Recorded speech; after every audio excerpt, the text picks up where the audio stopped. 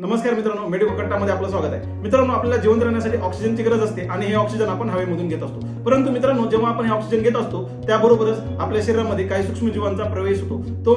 ते सूक्ष्मजीव म्हणजे बॅक्टेरिया, व्हायरस, फंगाय. यामुळे आपल्या शरीरामध्ये रोग निर्माण होतो. त्याला आपण रेस्पिरेटरी डिसीज असे म्हणतो. तर ते रोग कोणते? तर मित्रांनो, टीबी, कोविड-19, इन्फ्लुएन्झा, निमोनिया, कांजण्या, गोवर असे रोग आपल्याला यामुळे पाहायला भेटतात. तर मित्रांनो, याची लक्षणे काय? तर याची लक्षणे म्हणजे सर्दी, ताप, खोकला, श्वास घ्यायला त्रास होणे, घशामध्ये खवखव, डोकेदुखी, थकवा, मळमळ, उलटी हे याची लक्षणे आहेत. तर मित्रांनो, यावर उपाययोजना काय? तर मित्रांनो, यावर उपाययोजना म्हणजे जेव्हा आपण एखाद्या गर्दीच्या ठिकाणी जाऊ तेव्हा आपण तिथे मास्क वापरले पाहिजे. तसेच मित्रांनो, आपण गर्दीच्या ठिकाणी जाणे टाळले पाहिजे. आणि मित्रांनो, सर्वात महत्त्वाचं म्हणजे आपण जेव्हा एखादा संसर्गित व्यक्ती आपल्याला आढळून आला तर त्याच्यापासून आपण व्यवस्थित अंतर राखलं पाहिजे. माहिती आवडली असल्यावर लाईक, शेअर आणि सबस्क्राईब करा. धन्यवाद.